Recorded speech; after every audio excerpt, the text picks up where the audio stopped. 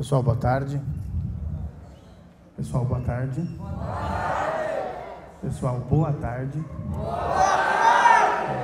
tarde. Tá melhorando.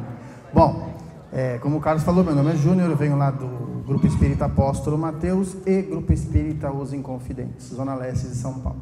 Antes da gente começar o nosso bate-papo sobre mediunidade, eu gostaria de falar para vocês o seguinte.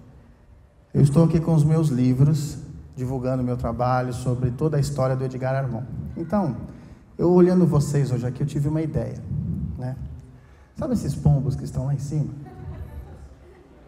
Bonitinhos, graciosos, são criaturas de Deus, né? O primeiro jovem que levar uma carimbada de um pombo...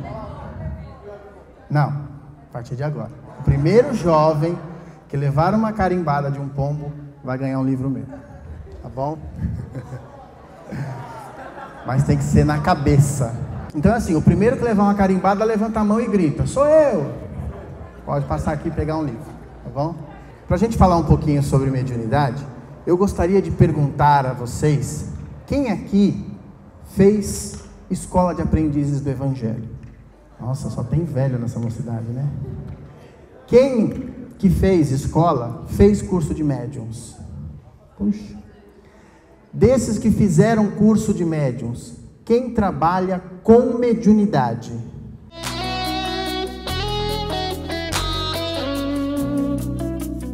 Então vamos entender uma coisa. Para a gente falar de mediunidade, nós temos que entender que todo esse processo de desenvolvimento mediúnico, no Brasil especificamente, ele tem uma história muito interessante. Porque se nós olharmos lá no capítulo Missão Social dos Médiuns, do livro Mediunidade do comandante Edgar Armond, nós vamos ver o seguinte: a preocupação do Armond com o futuro da humanidade. A análise que ele faz daquele momento, o que estava acontecendo no mundo e o que viria a acontecer a partir daquele momento, que seria fruto do que já estava ocorrendo. Então, a grande preocupação do Armond era a situação moral do mundo, a corrupção dos valores, e ele sabia que tudo isso iria tomar uma grande proporção. Mas, na verdade, o Armond já estava tendo uma visão de que o mundo estava cultivando determinados hábitos que trariam consequências trágicas.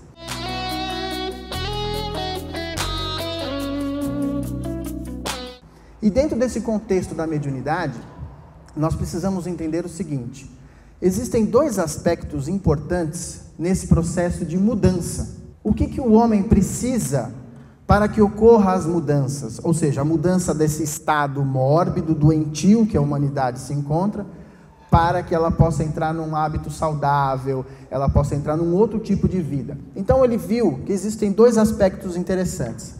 Primeiro, a dor, sofrimento. Segundo, aquilo que nós chamamos de mediunidade, mas para muitas pessoas e para muitos povos, desde a antiguidade, é o sobrenatural, é o místico, é o religioso. No aspecto da dor, quando o Armond fala, o ser humano precisa ou da dor ou do conhecimento. O conhecimento, ele começou a vir através do quê? Das orientações mediúnicas. O plano espiritual se manifestando e passando aqueles conceitos de espiritualidade, de evolução, de que existia outro mundo.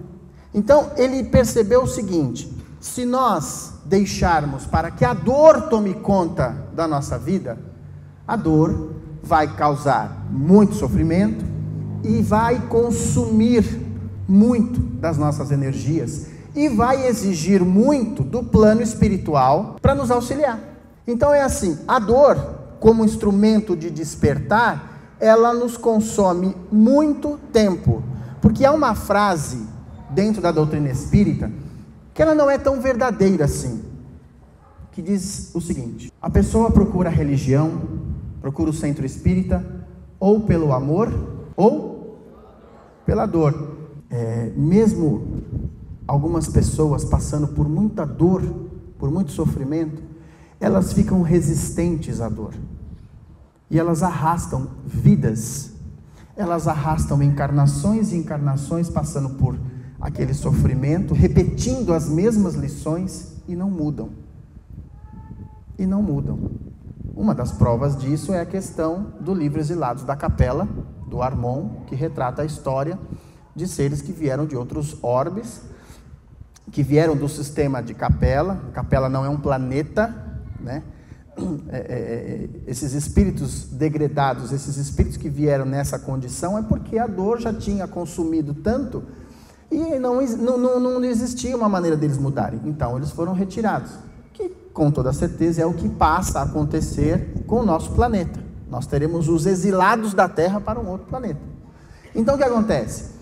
O Armon falou, olha, se nós optarmos pela dor, nós vamos sofrer muito. Então existe um outro caminho, que é aceitar as orientações que vêm do plano espiritual. É aí onde entra o dito sobrenatural.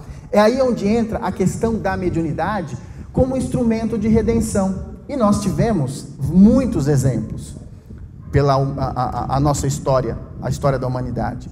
Existe um fator muito interessante nessa questão, que é o chamado livre-arbítrio, que embora muitas vezes a gente entenda de uma maneira equivocada, nós não temos total liberdade para fazer o que a gente quer. Ela é limitada. É como se nós fôssemos soltos dentro desta quadra, ficássemos condicionados aqui e não pudéssemos sair. Olha, dentro desta quadra vocês podem fazer o que vocês quiserem. Vocês só não podem sair. Então, livre-arbítrio é isso. Condicionado a uma situação, a gente pode fazer o que quiser. Então, o que acontece? Quando a gente está agindo em nome do livre-arbítrio, que não é uma lei, é uma outorga, né? É um instrumento de misericórdia divina, é uma oportunidade que o Criador nos dá.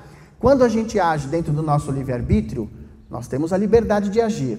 A partir do momento que agimos, não é mais o livre-arbítrio que toma conta da nossa vida.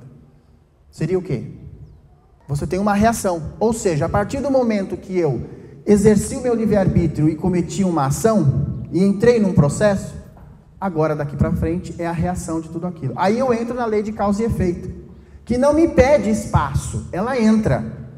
Então, nesse ponto, a gente vai entender que a mediunidade funciona como uma manifestação que nos orienta a tomarmos um rumo diferente, a utilizarmos a nossa vida de uma maneira saudável.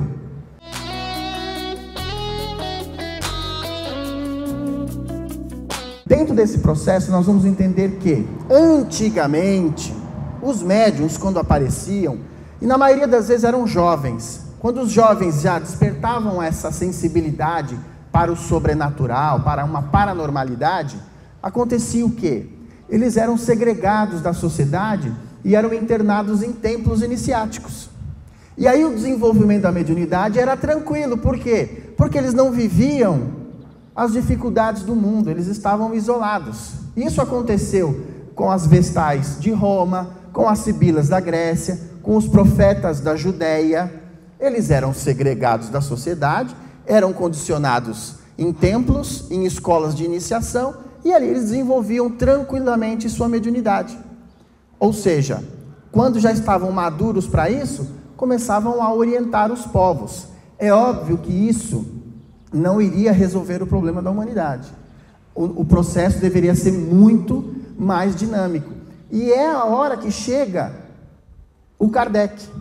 Com a publicação do Livro dos Médiuns, ele dá um outro rumo para isso. A mediunidade passa a ser conhecida de uma forma generalizada, ou seja, as pessoas começam a perceber que não há mais a necessidade de fugir da sociedade. Muito pelo contrário, a mediunidade é um instrumento facilitador do progresso humano. Mas existem pontos extremamente importantes que nós precisamos analisar, que é a questão da mediunidade dentro do movimento espírita. Claro que nós já conquistamos muitas coisas dentro do movimento espírita em relação até à orientação e à condução da mediunidade. Só que tem um detalhe muito importante. Durante muito tempo, a mediunidade ainda foi analisada, foi estudada como um fenômeno. A intenção era ver o quê? O que estava acontecendo. Não existia nenhum cunho moral. E os médiuns eram testados até de forma agressiva. Por quê? Por causa dos incrédulos, dos cientistas que não permitiam a fraude e faziam os médiuns passar por situações extremamente humilhantes. Esse trabalho embora fosse de grande importância e precisava realmente ser realizado, ele ainda não havia atingido o seu ponto principal.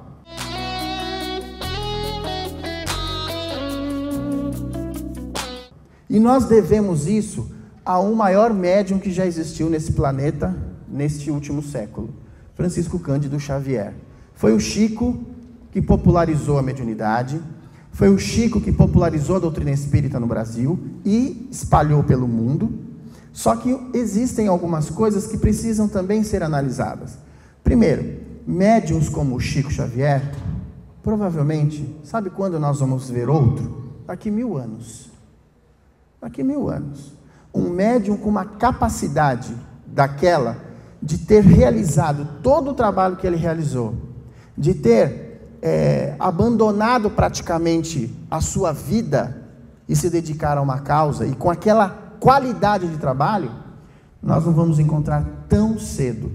Foi uma bênção termos recebido um médium como Chico Xavier, porque se não fosse ele, tudo bem, o plano espiritual poderia ter providenciado outra pessoa, mas como foi ele, foi através do seu trabalho e da sua renúncia que nós temos hoje o que há de melhor em espiritismo. Só que existe um ponto também que nós precisamos analisar.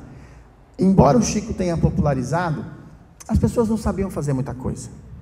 Como que se desenvolviam os médiums? As pessoas analisavam, senta aí à mesa e espera que o espírito vai incorporar. E era um troço terrível, né? Os médiums eram desenvolvidos à base de saca-rolha.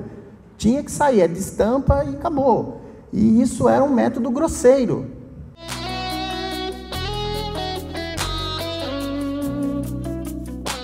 É nesse ponto que o trabalho do Armon é o divisor de águas na mediunidade.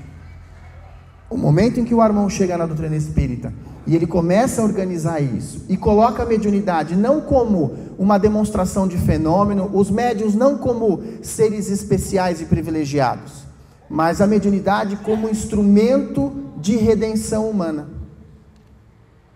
E ele facilita o processo. Nós não precisávamos mais simplesmente encostar lá na mesa e deixar o espírito incorporar.